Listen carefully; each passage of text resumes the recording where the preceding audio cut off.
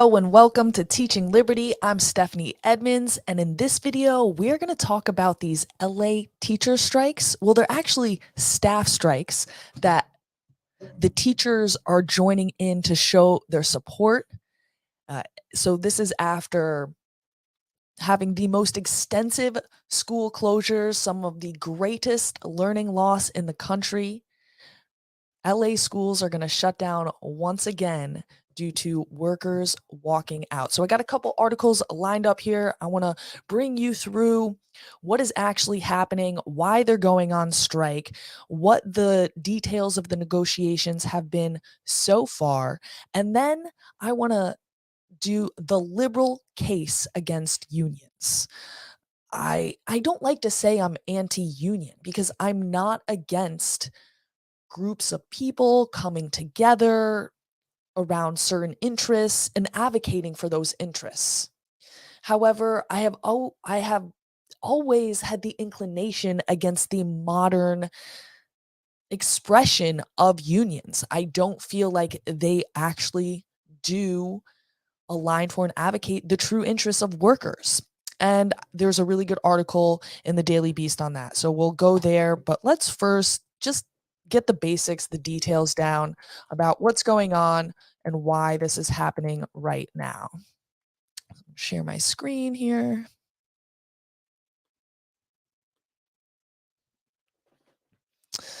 All right, here we go. So this is from the LA Times. I figure I go straight to the source. This is happening in LA. Let's go to the LA Times. Last minute talks fail, massive LAUSD strike, and school shutdowns set for Tuesday. And they are planning these strikes for 3 days, actually. So last minute efforts failed to avert a Tuesday strike that will shut down Los Angeles public schools and lead to a disruption of learning, vital meal services, and the daily lives of some 420,000 children and their families in the nation's second largest school system. I think it's also interesting to note that they used to have about 600,000 kids. I remember reading articles over the pandemic, and they would say 600,000 kids. So they've lost a lot of families over these past 2 years due to the extensive school closures. Kids in LA were locked out of their schools, I think longer than almost anywhere else in the country. Maybe Baltimore County might have been in competition with them, or Chicago. Those were the other two holdouts. So 420,000 kids. That's a lot of kids and their families. Just 3 days, right? And the unions are, of course, saying they're doing this for the kids, but I might argue otherwise. So Superintendent Alberto Carvalho called the walkout an unnecessary harm to students that will compound the setbacks of the COVID-19 pandemic and the 2019 teacher strike when when 6 school days were lost, right? So he's saying, listen, you guys recently had a strike just before the pandemic. Then the pandemic came. So this is just unnecessary. But union leaders called the strike an unfortunate but necessary step to uplift workers and ultimately students as well. Of course, your typical pro worker language.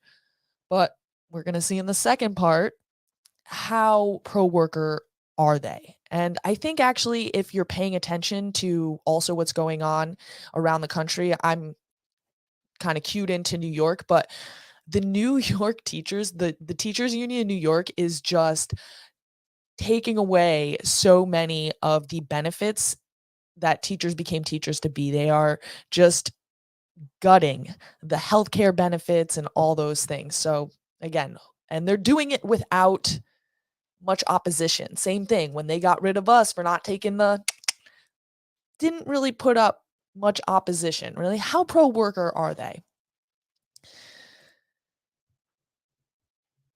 So there had been hope of averting the workout based on informal conversations over the weekend and the resumption on Monday afternoon of mediation between the school district and the union that is leading the strike, which is Local 99 of Service Employees International Union, right? So these are going to be your cafeteria workers, your custodians, your bus drivers, your support staff. So they said, we engaged in the process throughout the weekend. Saturday had some meaningful conversations. Sunday, he said, today, despite our invitation for a transparent, honest conversation that perhaps would result in meaningful solution that would avoid a strike, we were never able to be in the same room. So I believe this is Carvalho saying that, they were trying to get into the same room, but the union, they never showed up. He said, we literally sat in the car for 2.5 hours waiting for a location to drive to, and then it just never took place. Previously, union leaders in effect ruled out talks before the strike, saying that they were waiting for the next formal step in the negotiation process, which is setting up a fact finding panel, but that would take some time. The union had said that they would be willing to resume talks if they agreed to meet the demand for 30% salary increase plus $2 more per hour for the lowest paid workers. So we'll meet with you if you already agree to meet some of our demands before, and your biggest ones. So it doesn't really seem like they wanted to come to negotiate. They just wanted to come to sign the deal. So in response, the district, I would say they're making more than a fair offer. I understand that these are some of the lowest paid workers, but I also understand that a lot of this work is part time work, and a lot of these workers do have um, other jobs and but this is the offer that LA is making. District officials have increased their offer in a series of moves over several days. By Saturday, the offer, according to the district, was a cumulative 23% raise. 23%. Starting with 2% retroactive as of the 2020-21 school year, along with 5% in the 24-25 school year. The package also include a one-time 3% bonus for those who have worked since 2020-21, along with expanded hours, more full-time positions, and improved eligibility for healthcare. The district estimates the cost of expanding healthcare benefits at about $20,000 per year per employee. And again, this has to be something that's taken into account. I always told this to a lot of teachers that would complain about our pay, which in New York City, I don't really think was something to complain about to begin with, but you have to include the costs on the back end, the healthcare. We have gold plated, or until they're starting to gut them now, healthcare benefits. We had all sorts of other perks that we would get from being in the union and having these really good benefits and eye care and all these packages that you have to take into account beyond what you're actually seeing just on the paycheck. They're paying $20,000, or that's how much it costs to give these people insurance, and some of them aren't even working full time. Um, so the primary goal of the union has been to raise the average annual wage of members from 25,000 to 36,000. So right now, again, when we think about 25,000 though, this needs to be contextualized. A lot of these workers are working part-time hours. So if you're working 25,000 in one job and you got 25,000 in another job, together it's 50,000, right? That really, really, really needs to be taken into account. So those lower part-time workers are pulling down. I'd be interested to know, what does a full-time worker make? Not the average worker with all these part-time workers. I want to know the average annual wage for full-time workers. The union, which represents some of the district's lowest paid workers, includes bus drivers, teachers' aides, special ed assistants, teacher aides, custodians, and food service workers. UTLA, which represents the teachers, nurses, therapists, counselors, librarians, has urged its members to also go on strike and support. So you got about 30,000 workers in the local 99, and then you've got another 30 or 30,000 in UTLA that are expected to come out over the next 3 days. And this is what somebody from the UTLA said. You're supporting the cafeteria lady with her hairnet that serves you food.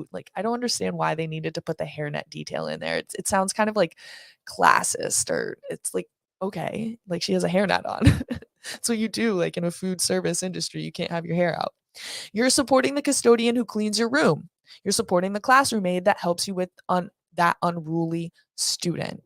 Okay, unruly student. How about the aide that helps you with student, just do your work regular? Again, I don't like all these, the way that the descriptors are here. It's a little weird to me. Kind of classist of the teachers. They're so much better than these people that help them. We're teachers. We don't put up with injustice. We promote supporting our fellow people. You don't put up with injustice, and yet what has clearly happened over the past 2 years? Again, they sound nice. A lot of the language, I would say, of the left, even though I think they've kind of co-opted that. I think I come in on the left, like on the liberal side of things, on almost every one of these issues, which we're going to get to in the article after this, like I said. But the language, it sounds great. It sounds like something that I might say, like, I will not stand for these injustices. And yet, when you apply that concept, what does it look like? For me, it looks like standing up when schools are closed and saying, this is wrong. For me, it looks like standing up and saying, the union should be fighting for me to keep my job because I'm just trying to maintain my personal autonomy, right? My religious beliefs. And yet the union wasn't there. For them, standing up for injustice was not standing up for me. For them, standing up for injustice was not standing up for when kids were locked out of classes. For them, it's not an injustice to, lock these kids out of school because in the end they're going to get paid more, which is going to make the schools better. Like, it just, to me, the argument doesn't add up. The language is great, but the argument doesn't add up. So it basically just goes on to talk about the mediation process and how things broke down. And the union basically accused somebody from LA of leaking information to the media, but she was just like, the only reason I told the media is because I was proud that they were coming to the table for mediation and I wanted to congratulate them. She didn't give any details. She was just like, we're going to have negotiations. That's it. But nobody told her it was a secret. I was overjoyed and feeling optimistic, but the union again just flipped that around and said, "Oh, you were leaking stuff to the media." Um, there's a few more details in here. They give parents information, right? While the teachers are going on strike, there's all sorts of other people that are stepping it up to fill in the gaps, different types of childcare situations, the Boys and Girls Club, the zoos and the libraries are opening up. So there are good people out there trying to do what's right. But I would say, as I have seen happen over and over and over again over the past 3 years, teachers are just claiming this level of victimhood that I know does not match what happens in the classroom. And also, I think that's something else that needs to be taken into consideration before we get into this next article, right? The liberal case against unions, because this is a little bit separate. They don't really get to this economic point that I'm going to make right here. Is the way that you increase your salary or the money that you make, whether it be salary or however you get paid, is you create economies of scale. So let's say, for example, you are a trainer, like in the gym, right? You help people work out. And you can just help that one person and you can make whatever you can make an hour, $60 an hour, $100 an hour. I don't know. Some people have really high end clientele. Maybe they're making a few $100s an hour, but that's all that you can make in that hour times however many hours you can work. Cause you're just one person serving one other person. So then you're like, all right, let me create a little scale here. Instead of doing individual lessons, I'm going to teach multiple people at a time. So maybe I charge a little less. I was charging, let's just say for the sake of argument, one person, I was charging $100 an hour. So I can only make $100 that hour. Well, now what if I did 5 people at $50 an hour, right? So now I'm making $250 in that hour. I've created a little bit of scale to what I'm doing. Well, what if I got so many clientele, so many people, I just didn't have enough room to book them in my day, and I hired another trainer to help me, and I make a deal with them, so I'm gonna make 100 or $50 an hour per person. I tell that person, "Hey, I'll pay you $30 an hour." Right? Or $30 per person. So they make $30 per person, you make 20 per person. They're teaching that class and you're teaching your own class, right? You've created the systems, you've developed the clientele. So you're getting the value at all levels from what you're doing and how you set up that person. And now that person is making more money than they were making before. And so then you can keep scaling it up, scaling it up, scaling it up. The thing about education is that it's really hard to create these economies of scale. Or I don't know if it's actually because like you can be somebody who owns multiple schools and has all these people working for you. That's a little, if you're in a private education. But in public services, there's not really economies of scale to be made. It's a government providing a service. And as a teacher, you have to recognize where you are on that scale. Like you're one teacher serving one classroom and however many students are in that classroom. So it's just you're not creating any economies of scale. Like unless you're moving from being teacher to having a school to having multiple schools. So again, I think having a little bit of self-awareness about where you are and really how does your value translate over into that economic value. And maybe it doesn't seem fair. Maybe you think that like really what you get from education is way more than might be calculated in these economic terms and that should negotiate it then. I think that's one of the reasons unions are also so detrimental is they take away that power from the teacher to actually individually negotiate for like their personal best interest, which might be a little bit different from the person next to them. All right, I'm trying to bring up this Daily Beast article, but oh no, it's saying that I have to subscribe. All right, I can pull it up through. If you don't know this little trick here, if you want to get an article, you can go to the Wayback Machine and you can put in the article, go to websites, and then you just pull up one of these most recent like snapshots, basically. And then it'll pull the article up and you don't have to be logged in. All right, so let's go through this one. The liberal case against public unions. This is on the Daily Beast and it's by Philip K. Howard. So, from bad cops getting new jobs to the unfireable bad teachers, the lack of accountability should be a national shame and an embarrassment to progressives and unions and their supporters. So, and I think that this is really interesting how he expands it out to sort of all these other issues as well, starting with policing. So Derek Chauvin, the police who killed George Floyd in Minneapolis in 2020, had a history of citizen complaints that was thought to be tightly wound, not a trait ideal for someone patrolling on the streets with a deadly weapon. But under the police union's collective bargaining agreement, the police commissioner lacked the authority to dismiss Chauvin or even to reassign him. Make it nice and big for you guys. There was near zero accountability in America's police, and there's near zero accountability in America's police departments. A 2017 Washington Post report on police discipline examined data from 37 large cities and found a dismissal rate of less than 0.2%, or 130 officers per year out of 91,000. Right? And that's not to say that you have to have a certain rate, but if you look at the rate across the free market, there's much more turnover because some people just don't belong in certain jobs. It's not to say they are a bad person, right?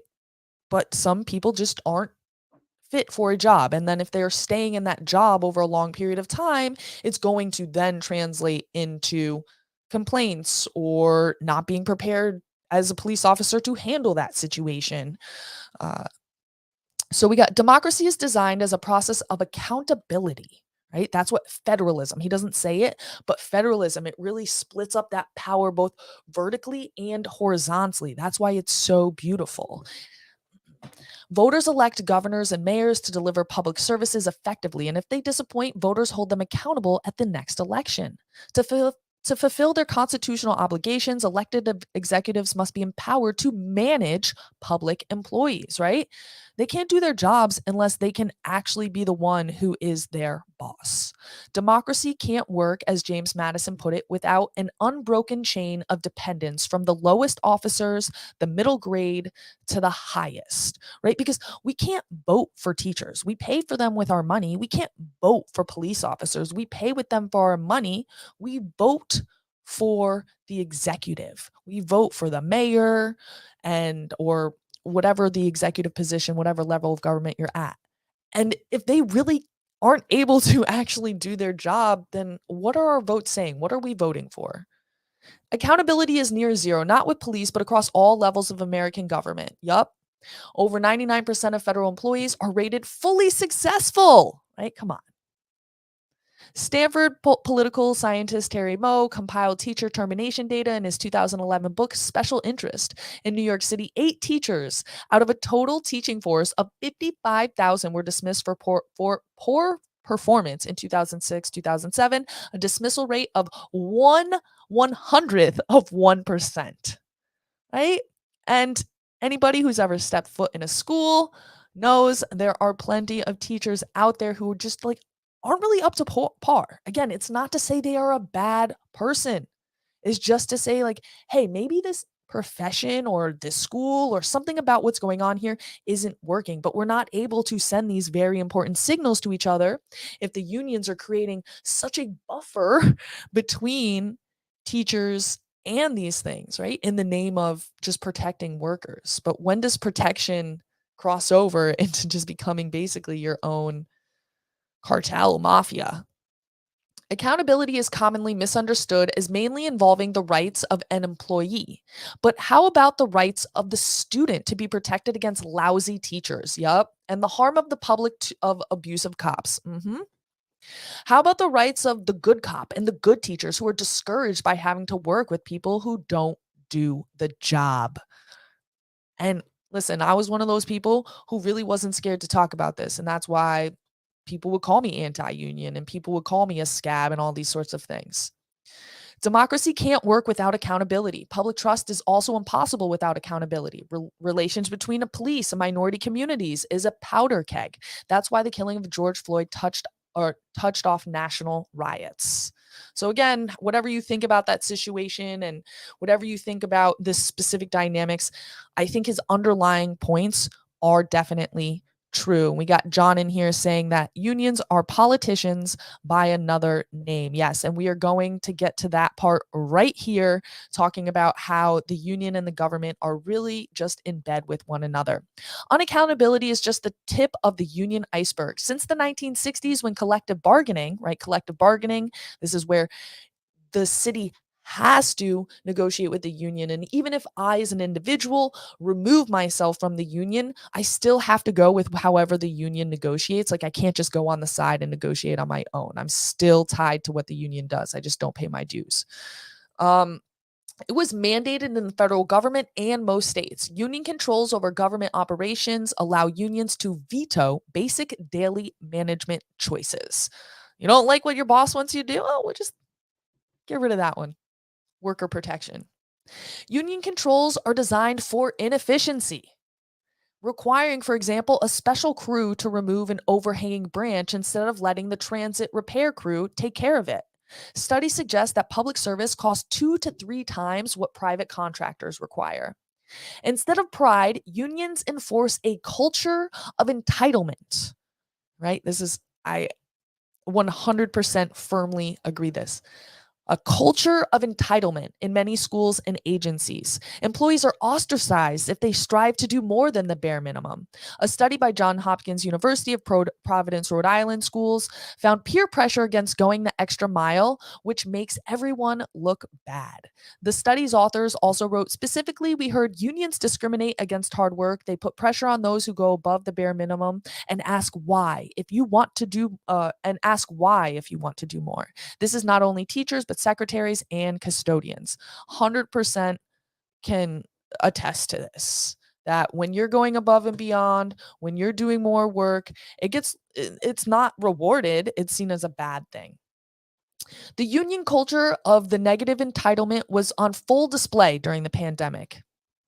I I think that I've said this many, many, many times, many videos on this, because I was so there's over 100,000, like, I think it's like 150,000 uh, teachers and school support staff in New York City. Out of that hundreds of thousands of people, I, along with one other teacher were the only two people consistently standing up and saying, "Open the schools," because there's a culture of entitlement, and most people just succumb to it or just go along to get along. While nurses, grocery store clerks, and other essential workers continue to work, many teacher unions refuse to come back to school for 2 years. Remote learning wasn't even uh, Remote learning wasn't even a given in a lot of places. In Brevard County, Florida, teachers ended up only teaching 3 hours per day.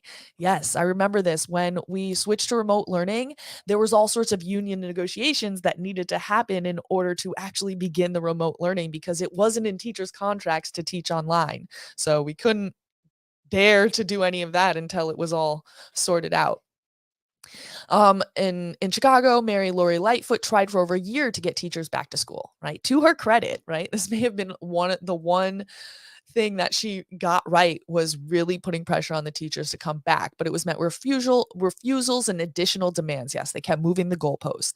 The teacher union, she concluded, would like to take over not only Chicago public schools, but running the city government.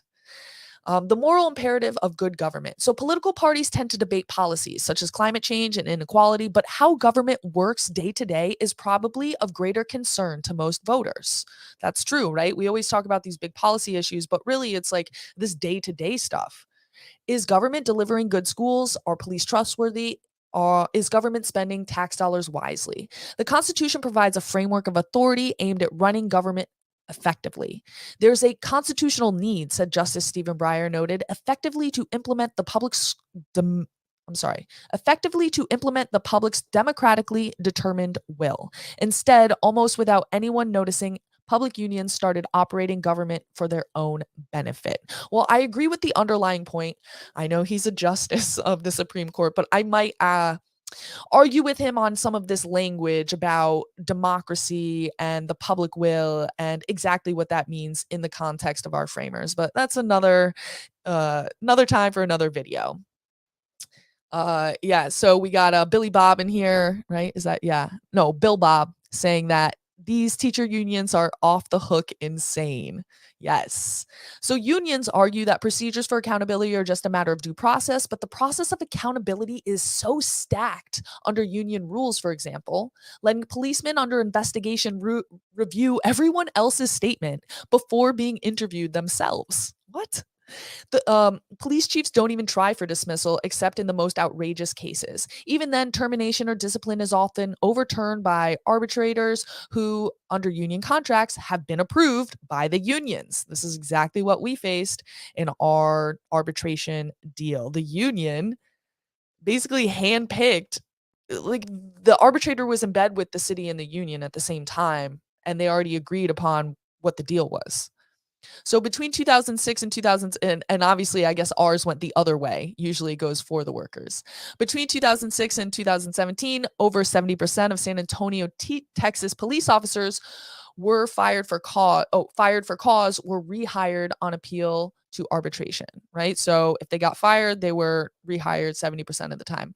Every public dollar involves a moral choice. A dollar squandered is not a dollar available to care for someone who is needy or hungry. Inefficient work rules are like burning money. It should be unacceptable that trash collection in New York and other big cities costs twice what private carters charge. Should be. The purpose of government is to serve the public, as the Constitution provides, to promote the general welfare. But unions have a different agenda. Refusing to return to the classroom for 2 years during the COVID pandemic caused a 17 percentile drop, right, in the knowledge of underprivileged third graders compared to pre-COVID period. This learning loss, experts believe, is unlikely to be recovered. A generation of underprivileged youth has been irreparably harmed by teachers union recalcitrance. So rewinding the tape, public union controls are instead accepted as a state of nature. What can we do about it? This is just what unions do. But that's not accurate. Trade unions don't work this way, right? And again, that's what I'm saying. Like, it's not all unions. It's these huge public sector unions, not these old school unions of workers truly coming together to represent what they want for a good workplace. So, inefficient work rules and unmanageability would cause businesses to fail or jobs move elsewhere. Trade unions learned the hard way with American automakers in the 1970s, right?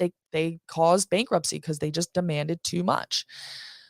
Public unions, by contrast, bear no cost by milking the system, right? So the difference is the public unions versus these private unions. At the end of the day, if the business isn't making money, it's going to go bankrupt. If the government just has a money printing machine, right? Government can't move away. Shameful inefficiency is not the result of arm's length bargaining, but collusion, right? So this goes back to John's comment about how unions are politicians by another name, because this is what they do. Public unions devote massive resources to getting officials elected, right? And they're mostly Democratic ones, but some Republicans take their money too. Massive resources, tens of millions of dollars. And then they sit down at the bargaining table with these same officials to make their demands. As a labor leader put it, we elect our own boss. Like they don't even try to hide it. A labor leader was out here bragging how they get their own bosses elected because like if you listen to these people, they will tell you exactly what it is. Sometimes they try to shroud it in the nice, pro worker language, but it's not a genuine bargaining. It's a payoff and they know it, right? That's why there's a reason that they do nothing about it because it benefits them. Public unions are the largest and most powerful political supporters of the Democratic Party. 10% of delegates to the National Democratic Convention are members of teachers' unions. With 7 million members and billions in annual dues, public unions can direct massive resources against any would be reformer. Union political tactics are brutal. No Democrat and few Republicans will take them on. That's why the cure is not political, but constitutional. So he goes on to explain kind of some of the constitutional flaws, specifically in this case, Stone v. Mississippi. And there are specific constitutional safeguards against these delegations. So I don't really have time to go into this last little bit here. Maybe I'll do a whole video on this case. I think it's very interesting. I think we have a lot of common parlance that we use to discuss these ideas, but we're super ignorant of the legal road that has brought us to this point. I just did a video on fair housing and how a lot of the fair housing legislation today that is being used to undermine local zoning is actually based on civil rights legislation and I would say weaponizing it beyond its original intent. So definitely go check out that video. It's called 15-Minute Cities. There's two parts. The first one I explained the history. The second one, I do an interview with somebody who's currently involved in one of these lawsuits. Definitely make sure you like this video, subscribe to the channel, leave a comment, let me know what you think. Remember, every Saturday night, I go live around 8 or 9 p.m. Eastern Standard Time. And share this video, share this channel with a friend, tell them to check it out, tell them how beautiful my face is. And because we really got to start making some of these connections, have a more effective conversation, not just these clickbait videos reacting to libs of TikTok or destroying a leftist college student. So, I guess real quick, John wants to know, do we live in a democracy or a federated constitutional republic? And I think the answer is obviously the latter. I do have some philosophical ideas about democracy kind of being a broad category and having specific types underneath it, like direct democracy, which I think is very in opposition to a federated type of democratic will. Like we weren't federalism is I think it's so beautiful. I want to do a whole video just on federalism and get more into that. But I got to run today. I got to go get my son off to school. I appreciate you guys checking in. Make sure you share this video. Tell people to follow this channel because when we think free, we live free.